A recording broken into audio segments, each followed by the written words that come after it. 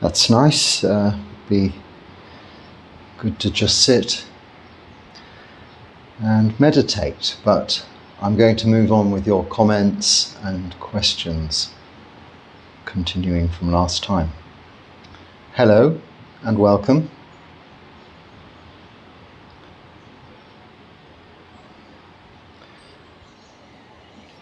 I think you may see some candles burning behind me once again to remind us of fire burning. And our goal here today, each and every day, in each and every moment, to try and eradicate the defilements of our minds, the unwholesome qualities of our minds, those of greed, hatred, and delusion. In the Pali language, lobha, moha, dosa. But greed, hatred, and delusion, relatively easy to understand. Don't, as is our tendency towards complication, don't complicate that. Know when you're experiencing greed, whether a lot of greed or a little greed, that you're experiencing greed. Know when you're experiencing hatred or disliking or annoyance, any form of aversion, a lot or just a little, that you're experiencing this defilement of greed, originating in your mind, but manifesting both of these tendencies in those emotions created there in the mind, and they're felt throughout the body with anxiety or with excitement. Either way, it's just feeling, it's feeling of the body. And when we bring our attention back to the body, by awareness of the breath, and just that, we are too bringing our minds into where those physical feelings are generated, and better able to understand the root cause of our suffering, greed, hatred, liking or disliking, in other words, desire. So this flame, these candles, to me are not a religious symbol, not a form of worship, offering or prayer. That's neither here nor there. This isn't a part of or an integral part of the Buddha's teachings. They are to remind us, or to remind, I use the flame to remind myself of that very nature of our defilements. Whilst there is fuel for the fire to burn, it will burn. Remove that source, that fuel, as these candles burn down, no doubt they will quite soon, which is why I lit them, so that I can put fresh new ones there for tomorrow morning's chanting. We have no substance. The fire goes out. Where does it go? It doesn't go anywhere. It just no longer is there. So where do we go when we die? What is left? It is like that, the flame that is extinguished through no source, no fuel, no craving, no desire. So the first comment may have lost a little of its meaning in Google Translate, perhaps, I'm not sure. How come, ? Buddhist monk preach the Bible of the Jonah? ? Well, I don't think they do. I don't recall myself ever mentioning or commenting on the Bible story relating to Jonah, who was a man, I think, swallowed by a whale, and that's as much as I know of that story. This is a fable, a parable, a story to illustrate a point, to help teach, a teaching aid in Christianity. And maybe I've quoted one or two in the past because they're very close to those similarly used in some of the suttas. So that wasn't me, and I wasn't, because I don't know that story, so I wouldn't have. Misheard, maybe. But that makes me think of another comment I received. I must... Oh, good, it's the next question. That's very fortunate. I don't have to try and find it. Can we please have a video on an exposition of Vidura Jataka? Please. I think we can learn a lot from that Jataka story about many frontiers of life. Please, can you do it? Thank you. And I replied with actually what is, I'm ashamed to say, a standard reply that I do use because it's useful, it's practical, to say thank you for your comment, it's been acknowledged, and it will be included in these questions and answers. And where I say that, it will be. And I provide a link for the next questions and answers session. And they got rather excited about that because I was giving the impression I would give an exposition on this, what is in some places, some cultures, a famous Jataka tale. Now, a Jataka tale is like I was just describing, a fable, a fairy story. But it is just that. An aid, a tool, a means to help teach. It in fact here in Sri Lanka, and I could be wrong, but I think and I understand, it forms quite a significant part of their educational system that is in place, being a Buddhist country, as we would have, I don't know whether we still in the UK have religion as part of the educational curriculum, but certainly they do here and in Buddhist countries. Here, the Jataka tales are used as a useful way to illustrate or bring children's attention by use of fables and stories to the teachings of the Buddha, the Dhamma. They are taken from the suttas but form a separate part of the Sutta Pitaka, a separate component. These 3 Pitakas are baskets. They contain several books, several sections, but we can think of them as books. They would have been bound together parchment collections, but separating them by their titles. Like we have the Majjhima Nikaya, the Digha Nikaya, the Anguttara Nikaya, the Sutta, these different forms of the Buddha's teachings, categorized, that's the word I'm looking for. So they came a lot later on, and some of the stories are these fables that come from tales related by the Buddha recollecting his past lives. And they include those stories of him, of anything from a little animal to kings. And they are very interesting and useful in some sense towards directing your attention to the Dharma. And this particular one, I'm not that familiar with, but looked it up and it reminded me why I'm not familiar with it, is because it's one of the larger, more long-winded tales of Nagas and mythology, Buddhist mythology, and all of the miraculous different powers of all of the different beings of all of the different realms coming together in the force to battle evil and overcome all of this. But essentially what it's illustrating is what we are doing, as I've just described, eradicating the defilements of greed, hatred and delusion. So an exposition of me even reading that sutta in English for 20 minutes and then trying to explain it, which I don't think I could, for another 20 minutes or 50 minutes or an hour or so, would only lead to the same conclusion, that the Buddha teaches us there's suffering, a cause of suffering, an end of suffering, path leading to the end of suffering, the Four Noble Truths, and the Noble Eightfold Path.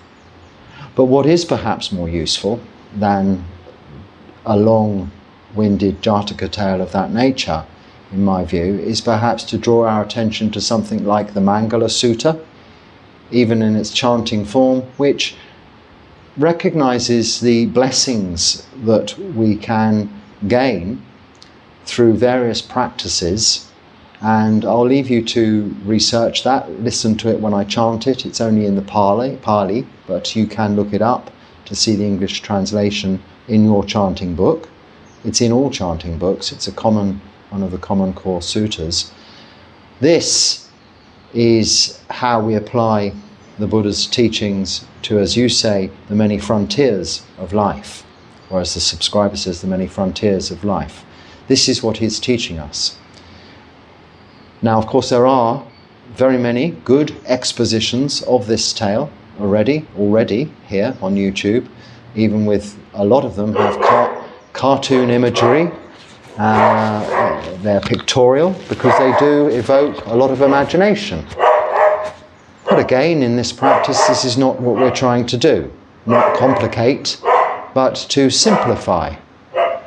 And the Buddha did not complicate his teachings, but thereafter they became complicated by others relaying them. Or they may seem harder to understand when they are directed at a particular kind of person. For instance, as in the Bible, where Jesus taught farmers, he would use parables or stories with relating to farming.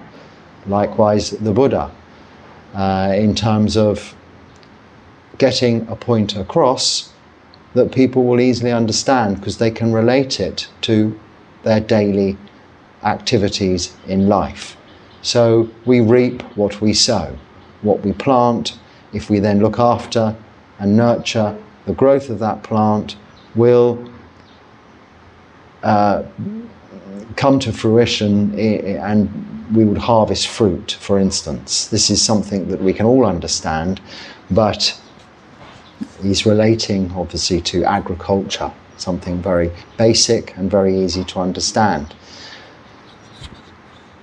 Children are very attracted to stories and fairy stories, so we have many fables and fairy stories in the West, and relating to all sorts of subject matter. But they're all pointing people in the direction of being good and defeating evil. So this is the nature of them. So this isn't what we do here. We share with each other our experience of putting these teachings of the Buddha into practice. And as much detail as I go into in the Pali language, as far as suttas are concerned, is just my daily chanting. That's sufficient and has been for me, and I think enough for most people to get a basic grounding of what Buddhism is all about.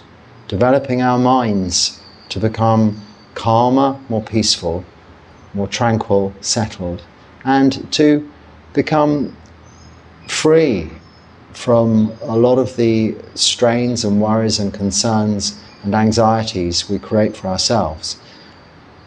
To be happy. This is what it's about.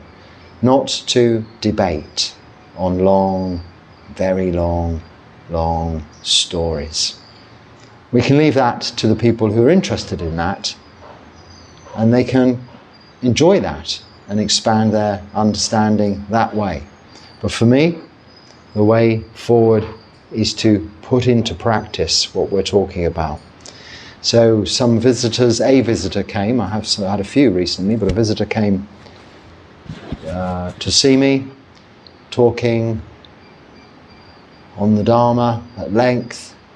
Eventually I got in my question, you often start, my question is, or it comes up in after a long background story. I must remind you, these comments, if they go on beyond the screen of a mobile phone, I can't actually physically read them out to you or see the whole question myself, so I have to find and highlight and edit. So please just keep the questions as that, questions, and comments as comments. Then at least I have some way of defining. I don't have to I'm interested in your life story, but it's not to say that we have time to share your life story or people's life stories with everybody, unless they particularly then they can read that in the comments, put it that way. So make questions a little bit more concise and separately. I've forgotten what I was going to say now. This is what happens.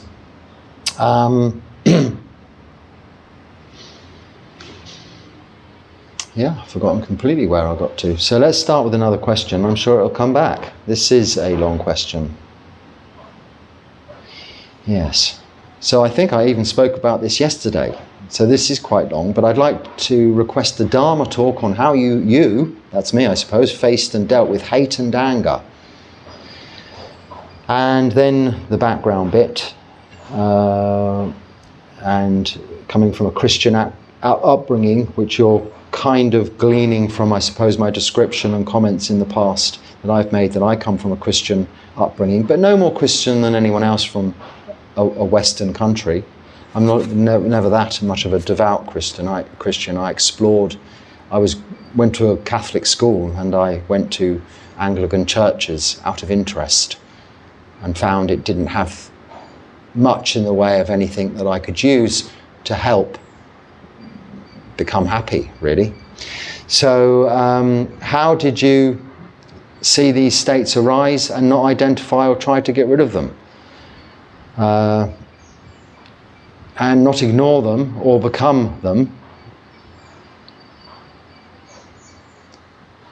I think I've spoken of this many times. I mean, when we see something or someone whom we just simply don't like, or it's aversion, or they are intent on causing us harm, then we simply separate ourselves. We move away, walk away, we leave the room, we get out of the situation if that is possible. If it is not, and yes, I did speak of this in the last talk, so I won't go any further than that with regards to the person living with narcissists and working with those. We just develop the 4 Brahma Viharas of metta, compassion, mudita. Metta is love and kindness, karuna, compassion, mudita, joy for others. And this then gives us the Brahma Vihara, the 4th one of equanimity, upekkha. We just see it's their problem, not ours. We don't accept that and don't let it become us that way. This is about the Jesus video. It says, what am I swinging on? Well, I'm not swinging on anything. I was walking along, I think, and I wasn't used to... I'm still not used to making these videos, but then I was holding the phone, and I still wouldn't know how to do that and talk at the same time. So I kind of was swinging around. I may have even heard or thought or read that it helped to have a moving background. I don't know why I thought that. But it did help, because that's by very far the most popular video on this channel. So I'm not swinging on anything, I'm just swinging myself, which doesn't show much in the way of equanimity, composure, mindfulness or anything. Perhaps why I'm not so keen on that video. Thanks. Please point me to an English translation of the chant used prior to consuming food. So I've copied that and sent it to you in the comments. We chant before we eat. Actually, I'll just read it because it's quite relevant. Each day we eat just once. Us more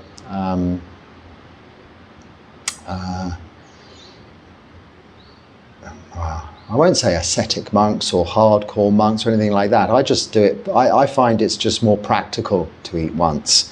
I live alone and I have to wash my bowl up once. That's enough. I've lived on one meal for such a long time. I'm used to it. It's not a problem. I don't want to prepare or muck up. We can't, there's a very limited amounts we can do towards actually getting the food into our mouths. We can go and collect it. We can't ask for it. We can't specify what we do and what we don't have, so it gets mixed up in our bowl and we eat it. That's enough just once. But to aid us with that understanding, we make a reflection, whether it's in the morning chanting or the evening chanting, or just before our meal, as is in many traditions the case, and we chant wisely reflecting, is the beginning of these chants with regards to food, accommodation, robes and medicines, the 4 requisites we are offered as monks to sustain our very existence. Wisely reflecting That's Patisankar Yoni. So I won't go through all the Pali side of it. Wisely reflecting, I use alms food not for fun, not for pleasure, not for fattening, and not for beautification, only for the maintenance and nourishment of this body, for keeping it healthy, for helping with the holy life. Thinking thus, I will allay hunger without overeating, so that I may continue to live blamelessly and at ease. To live blamelessly and at ease. Actually, that translation's slightly different, because some of them just say to live the brahmacharya life. But then if it's brahmacharya, it's not a translation, because that's a Pali word. So yes, it's good enough. To live blamelessly and at ease. So that's the English translation. So I have sent that to you. I won't explain that further. I think it speaks for itself, doesn't it? That's how we reflect before we eat each meal. Whether we chant it out loud or not is neither here nor there. It's there in our minds that we're eating. It's the fuel, the actual physical fuel that we need to sustain these bodies to practice for another 24 hours, as is the case if you just eat once a day. When will any monk know he attained final state of practice or supreme understanding of soul, whether anybody has to tell him? So I think you mean just enlightenment. We're not having any souls, but I've explained that again just recently, if not yesterday. Whether anybody has to tell him. Does anybody have to tell? Does somebody need to tell you when you're enlightened? Okay, so when you've fully eradicated, this is not just any monk. This applies to anybody, any person. You can equally become enlightened as a lay person as you can as a monk. It's perhaps just more easy as a monk. In some respects it's very hard to live as a monk, but the point of this monastic life is to gear everything towards enlightenment, and that only. So it's structured as supportive to that. So in that respect it's easier to stay on the path, and you can practice most of the time, so it should be technically easier to get to your destination.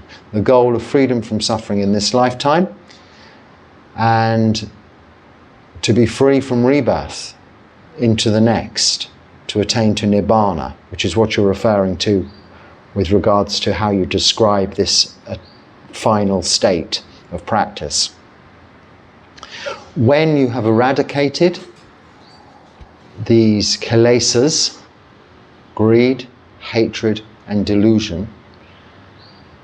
Delusion is not understanding. It's not ignorance specifically, because ignorance is not knowing, but one can be deluded having all of the information but not understanding it, so not knowing how to apply it or putting it into place. So there are people who fully understand or fully know the Abhidharma, all of the stages of all of the jhanas and all of this psychological detailed exposition, we use that word someone used, of our states of mind going through these absorbed states of concentration.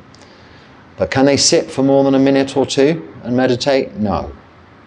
So that's a way, it's a form of intellectual delusion, because they're deluded sufficiently, or we are become deluded sufficiently to spend so much time in educating ourselves, like reading and studying and analysing a menu, but never putting any food in our mouths, never enjoying it.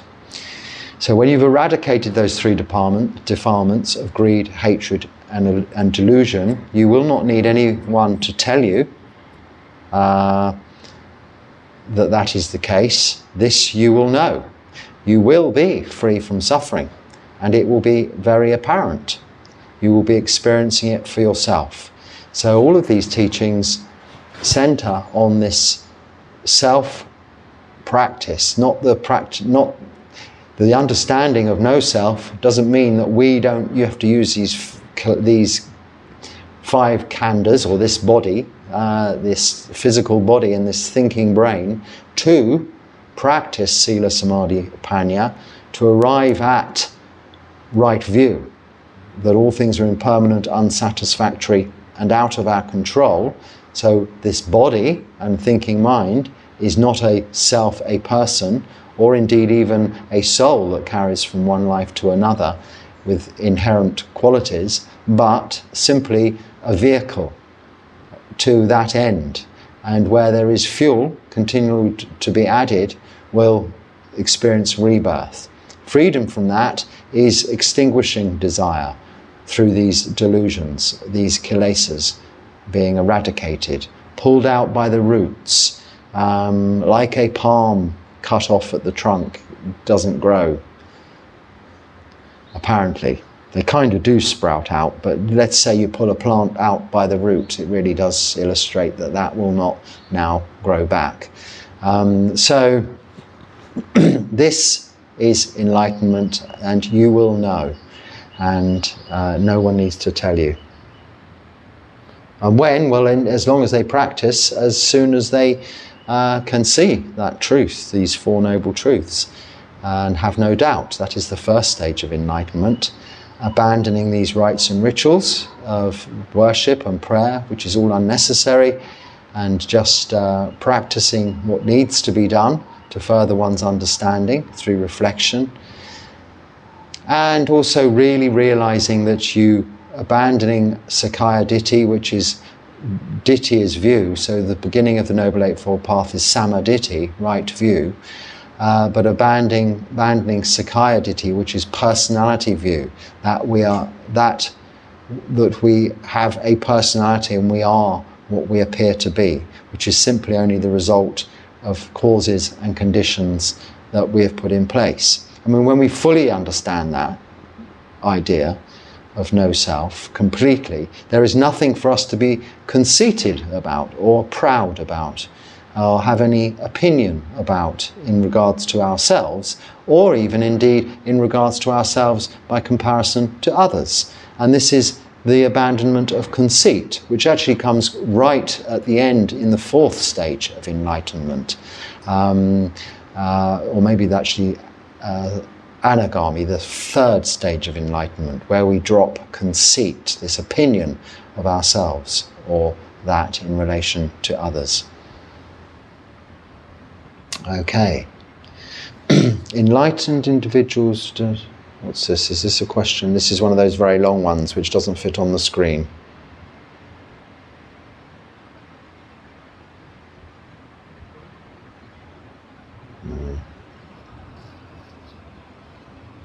Well, I think I've just answered it. I can't read it because, as you quite rightly say, I understand this question is quite cerebral and verbose.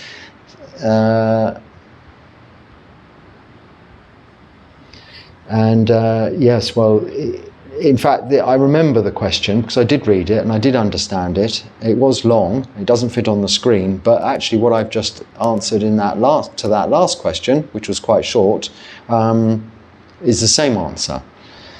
I feel exactly the opposite. The more I ignore the desire, the more it grows. Okay, so are you ignoring desire or are you trying to suppress desire? We're not trying to ignore desire, we're not trying to suppress desire. Whether this is in relation to, usually this is relating to addictions, sensual desire, or if one is trying to lead a celibate life, which isn't necessary as a lay practitioner, so don't let that affect your practice too much. But just to clear that up, there was one question said with relation to that third precept. It's refraining from sexual misconduct, not from sexual activity. Only in the 8 precepts does it refrain from sexual activity. It changes for when you're living in a monastery, when you're staying in a monastery. And it frees up your mind eventually. But in all cases, whether it's for coffee, whether it's for cigarettes, whether it's for a partner, or watching something on television or listening to music, this desire, this natural inclination, these will arise. And we don't push them down forcibly, we don't suppress them, and we don't ignore them. We recognize them for what they are. We look at how we deal with them through an understanding. So, for example, if you have the desire to have a drink of an alcoholic drink, an intoxicating drink, if you know from experience that when you have one, you probably might want another, which will lead to another, and so on, and then you'll feel good for a short while, but then after a while, you'll either fall asleep, or the end of the party or the end of that day will come about, and the next day you'll be looking around thinking, well, that felt good, but I need to go and have another one of these drinks to have that feeling again. So by having that first drink, you've added fuel to that ongoing momentum, that fire, that machine that keeps going to keep the cycle of addiction going. So you just know that if I have that drink, then this will happen. And then you don't have that drink. You just do not have that drink. I think they say in the Alcoholics Anonymous sort of places, do not pick up, or some expression of this nature. But it is up to you. It is your choice. And you must remember this. But you make this choice through wisdom, not to ignore your desire, because it will, like a fire, if you try and smother a fire with the wrong material, it can, sometimes make it worse, can't it? There are specific ways of putting out specific kinds of fire. So, for instance, to use that as an analogy, we would use, for instance, with, I think, fat fires, one wouldn't throw water on there because it would be disastrous. You would use this powdered kind of extinguishing ingredient, which would smother the oxygen and stop the flames igniting the fat any further, or it burning any further.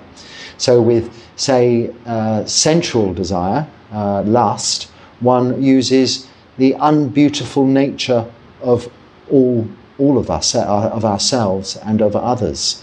We mentally peel away the skin, the hair of the head, the hair of the body, the nails, the teeth and skin, all that we see of a person, stripping them down to what is unattractive, imagining the contents. And this is the opposite. It's not suppressing the desire, but it's seeing this desire for its true nature, that you're desiring, in effect, just a bubble.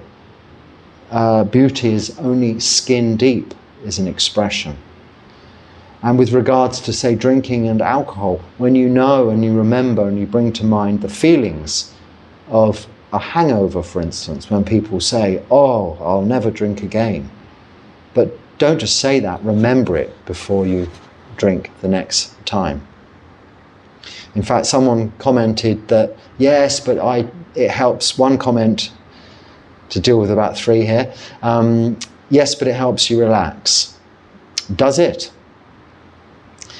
It may do for a moment, but then it's added fuel to a need, to a desire. So is that then relaxing? You need to get this drink. People are not going to supply you with intoxicants freely for the rest of your life in unlimited quantities. There's going to be sacrifice.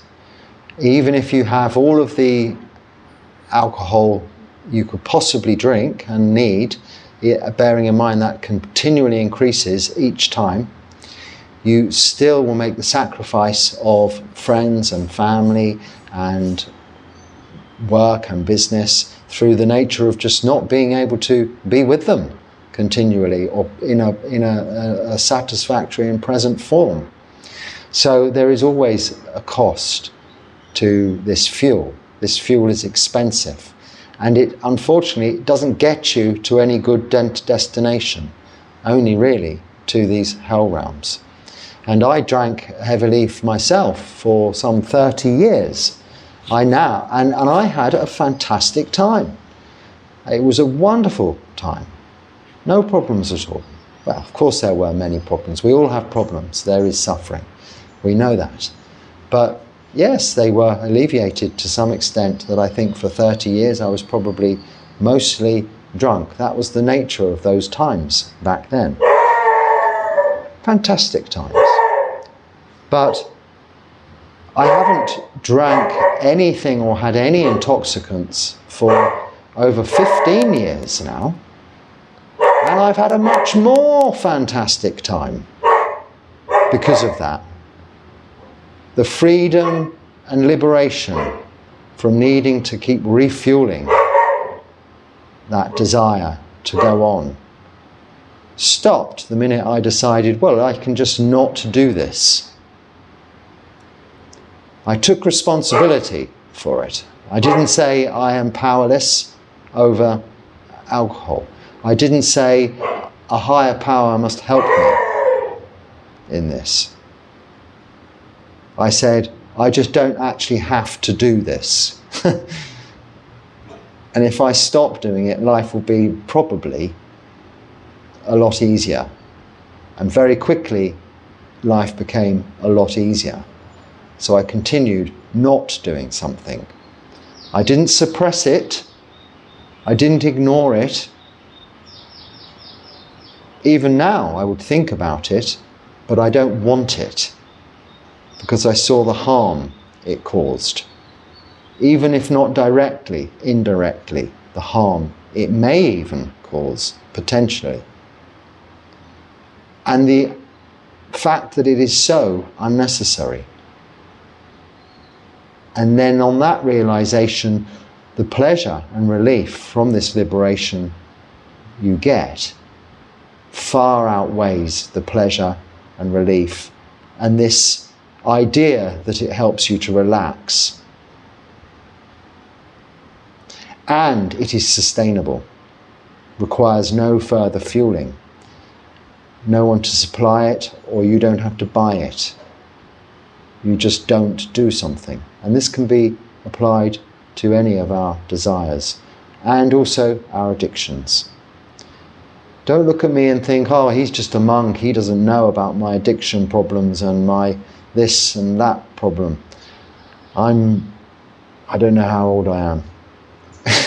I think I'm 57 this year. Soon, I think. But most of my life I wasn't who's talking to you now. And I have experienced all of this firsthand for myself. So I do know what you're talking about and what you're experiencing. So when you ask me these questions, I have the utmost compassion and understanding for your situation. And what would give me the greatest pleasure, mudita, that is joy for others, is if I knew that simply by listening to that and listening to these talks, anyone was able to be just free from that little bit of suffering that comes through addiction for even a little while. That would be really mudita. And it would only just fuel my compassion to talk about it further and metta for everybody who suffers in that way. So I hope I've answered a few of the questions that have come up or are coming up in the one question there. Now it's okay, I don't mind that some questions come up time and time again, because I don't expect people to be able to trawl through hundreds of videos to find answers to questions, although you can do that. If you type in English monk and the word, it might come up, it should come up. However, like all of the 184,000 different suttas in the Sutta Pitaka, from where many more stories come, like the Jataka tales and the Dhammapada and all of these additional collections in the Sutta Pitaka.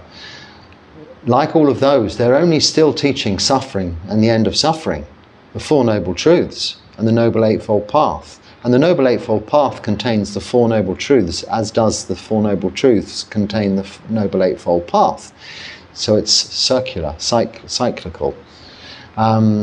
I heard someone say what that word is for that kind of a question, but I've forgotten, it doesn't matter, but it's all there. So really the answer is always the same, so it doesn't matter that the questions are sometimes the same. I hope that we, by reflecting in this a little repetitive nature on these subject matters, we are learning to apply our practice to real life events and actualities, using the truth to our advantage. How does one use mala beads in your tradition? Oh, well, we don't really, so that's it. And I don't.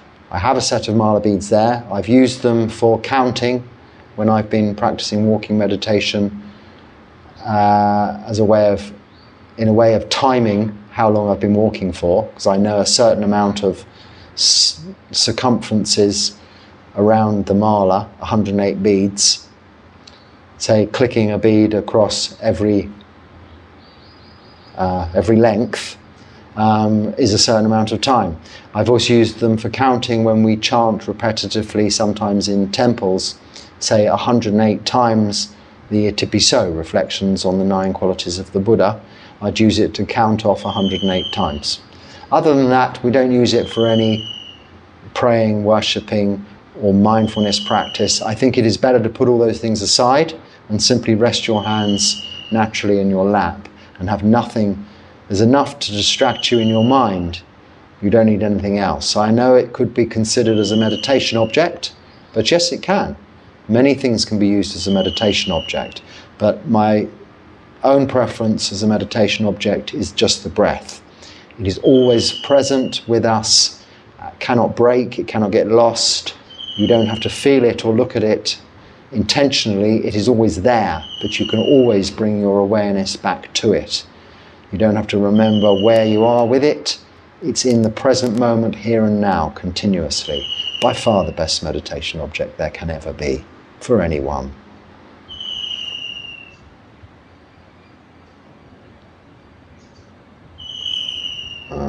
Trying to see time. Yeah. What if it is something that is happening every day and being dragged out instead of a one-time occurrence in the past? So I think that might relate to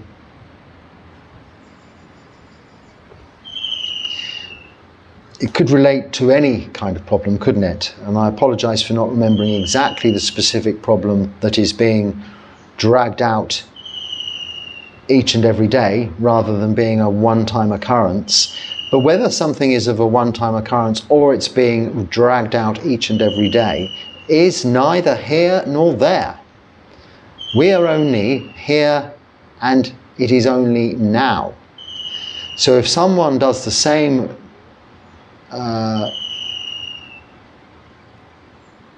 actions of body, speech and mind towards you with ill intent today, in the present moment, here and now, that is all of your experience as it is in the present moment. Now, whether they continue to do that each and every day or each and every hour or each and every minute, second or moment, it doesn't matter. It's happening now. We deal with our feelings towards that in the same way as I've just described or described yesterday. We just acknowledge, we don't have to accept, and we put it aside. Don't think, well, they did that yesterday, the day before, the day before. Even when they stop doing it, something else will come along to replace them or it, to annoy you, to distract you, to offend you. What is the problem there is your aversion to things not being the way you wish them to be. And when you can get rid of that desire, the desire to have things other than the way they are, you are eradicating the defilement of aversion, moha. And this is the goal, this is the aim. So the question is, what if it is? Well, that is always the case. There is always aversion until we've eradicated it. Whether it's coming from one source or multiple sources, the same problem or different problems, it is still the root cause of the problem is within you. So we don't look externally to solve and eradicate problems, but internally to see them for what they truly are in their impermanent nature. And I'll just tell you a little story, not a story, an actuality to finish up. But I had this problem the night, not last night, the night before. I was sitting for my last meditation and something or other went up my nose. Now I appreciate I have a big nose, but I think it could have gone up anyone's nose. It was just a mosquito or an insect or something like this. And when something like that goes up your nose, you know about it. It's not painful, but it tickles. And I don't know what happened, but hopefully I didn't harm it, but I was unable to ignore it at the time. It was quite an invasive event. And so I sort of went, forced to sneeze. I blew my nose like this, right? And it didn't go away. In fact, it got worse. So I think what happened somewhere in my nose, it must have done its little blood extraction or little sting, whatever the creature was, or bite. Although it doesn't feel like that, so I think it might have been some other kind of insect. Regardless of what it was such a tiggly, tiggly, tiggly feeling in my nose. If you can imagine an old-fashioned whistle that had a pea in it, a pea in a whistle scenario, it was this.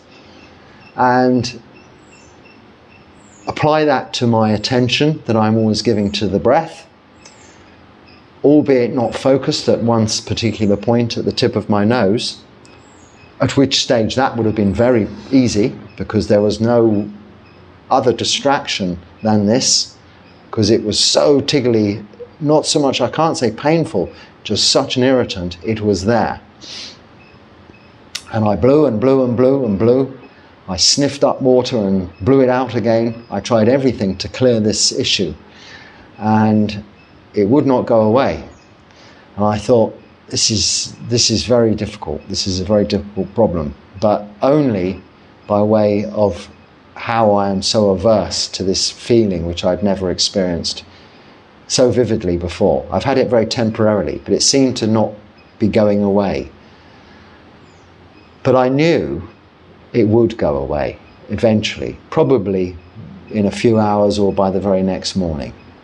And of course it did. If I hadn't have known that, panic would have set in and it would have been very difficult.